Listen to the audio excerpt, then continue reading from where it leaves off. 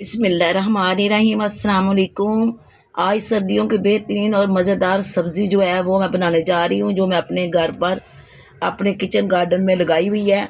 मेरे साथ रहें। ये देखें ज़रा जी, ये जो पालक है, अब मैं देखती हूँ कि 2-3 चीज़ों की अमेज़श से ये सब्ज़ी बनती है और ये इंतहाई सुगात है।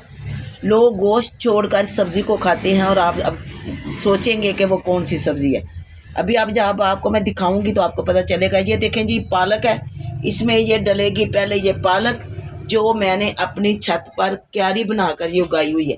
ये बहुत दफ़ा मैं इस्तेमाल भी कर चुकी हुई हूँ। और उसके बाद ये आ जाए जनाब इधर, ये है दूसरी चीज़ जो इसमें डलती है और इसके बगैर ये सब्ज़ी मज़ेदार नहीं बनती। ये है, ये देखें ज़रा, आथू बाथू। इसको दसाग भी कहते हैं कुछ इलाकों में इसको आथू बाथू कहते हैं। ये देखें, एक पालक, दूसरे नंबर पे ये आथू बाथू, और तीसरे नंबर पे जो मैं चीज़ देखें, इधर भी ये पालक है, बहुत सी जगहों पे पालक लगी हुई है, इधर भी ये आथू बाथू लगा हुआ है। और जो अहम चीज़ जो मैं आपको दिखाने जा रही हूँ कि जो इस चीज़ तमाम सर्दियों की सब्ज़ियों के जो है ना वो मलका है, वो है, ये है साग। ये देखें, अब माशाल्लाह देखें जब कितना कितना बड़ा हो गया। तो आज मेरा दिल है कि क्यों ना साग जो है ना इसको तोड़ा जाए, इसको काटा जाए, फिर इसको पकाया जाए। तो ये मैं आपके सामने ये देखें, अभी मैं तोड़ने लगी। बिस्मिल्लाह, ये मेरी पहली सब्ज़ी, बड़ी खुशी हुई है। मैं यहाँ से शुरू करती हूँ। बिस्मिल्लाहिर्रहमानिर्रहीम।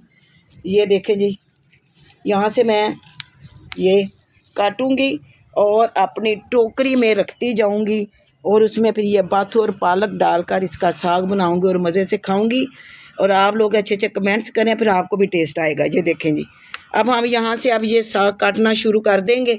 ये देखें जी, ये यहाँ से हम गंदले निकालते जाएंगे और फिर जो नीचे से और जो गंदले होती हैं इसमें से उगती रहती हैं, आती रहती हैं।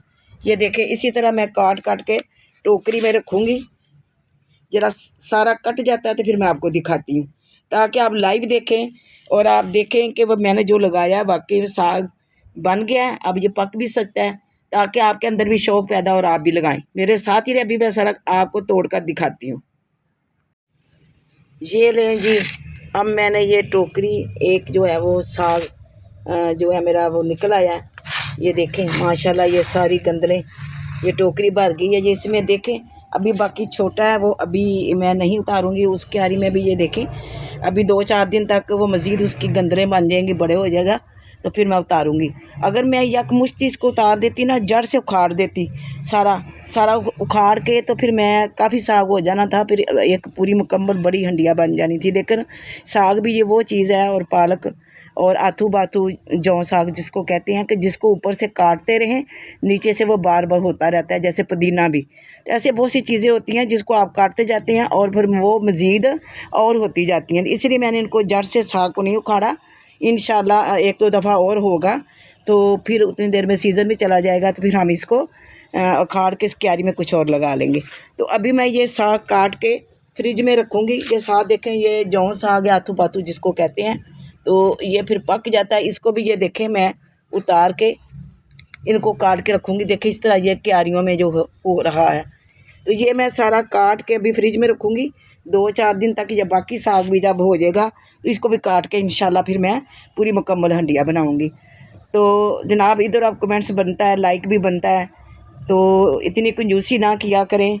कम से कम वक्त निकाल कर किसी की हौसला अफजाई करना, किसी को दाद देना भी है ना, वो बहुत ज़रूरी है। कि जो बंदा अच्छा काम कर रहा होता है वो और खुश होता है और अच्छा काम करता है।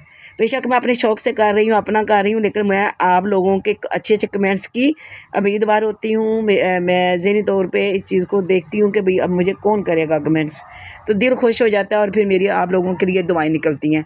तो दुआएँ दें, दुआएँ लें और दुआएँ बाँटें। तो इंशाल्लाह फिर किसी और नई वीडियो के साथ आपकी खिदमत में हाज़िर होंगी। मैंने कहा मैं दिखा दूँ अपने व्यूवर्स को कि ये देखें आप, ये मेरा साग भी तैयार हो गया। बस मेहनत की ज़रूरत है, आप भी करें, इंशाल्लाह अल्लाह ताला उसका फल देगा। तो अब मुझे इजाज़त दें, किसी नई वीडियो के साथ फिर आपकी खिदमत में हाज़िर होंगी। अल्लाह हाफ़िज़।